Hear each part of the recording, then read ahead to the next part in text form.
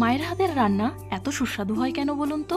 কারণ তার হাতের নিখুঁত বাঙালি রান্নায় সব রকম মশলার পাশাপাশি অন্যরকম একটি মশলা রয়েছে, সেটি হলো ভালোবাসা। তো চলুন বন্ধুরা, আজ মায়ের হাতেরই একটি রান্না আপনাদের সঙ্গে শেয়ার করি। তো মা আজ বানাবেন কলা পাতায় মাছ ভাজা কচুর লতি দিয়ে। তো এর জন্য প্রথমে কচুর লতিগুলোকে কেটে নিয়েছি, মাছগুলোকে ছোট টুকরো করে নেব।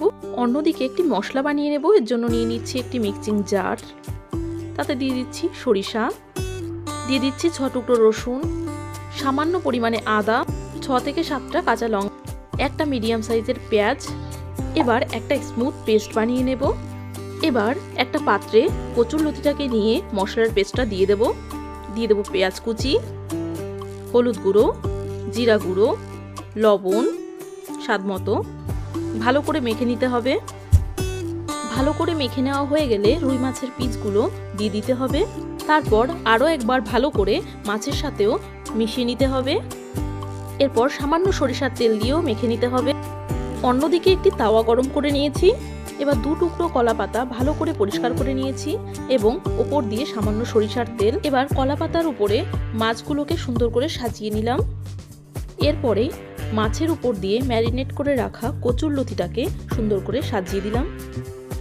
এরপর মশলার বাটি ধুয়ে কিছুটা জল ওর মধ্যে অ্যাড করে দিলাম। প্রথম 1 মিনিট হাই ফ্লেমে রান্না করার পর বাকি রান্নাটা মিডিয়াম টু লো ফ্লেমেই করতে হবে। এরপর ঢাকা দিয়ে পুরো রান্নাটা করে নেব। 15 মিনিট পর ঢাকা তুলে নেব। ঠিক মতো সিদ্ধ হয়েছে কিনা সেটা একবার চেক করে নেব। খুব ভালো করে সিদ্ধ হয়ে গেছে। তো এবার মাছগুলোকে উল্টে দেওয়ার পালা। তো মাছটাকে অন্য কলা পাতায় শিফট করার জন্য একটা ঢাকা দেওয়ার প্লেট নিয়ে নিয়েছি। এবার কলা পাতাটাকে প্লেটের উপরে টেনে তুলে নিলাম। এবার নতুন 2টো কলা পাতা ভালো করে ধুয়ে মাছের উপরে ঠিক এভাবেই দিয়ে দিলাম। এবার কলা পাতার উপরে একটা ঢাকা দিয়ে এভাবেই উল্টে নিলাম।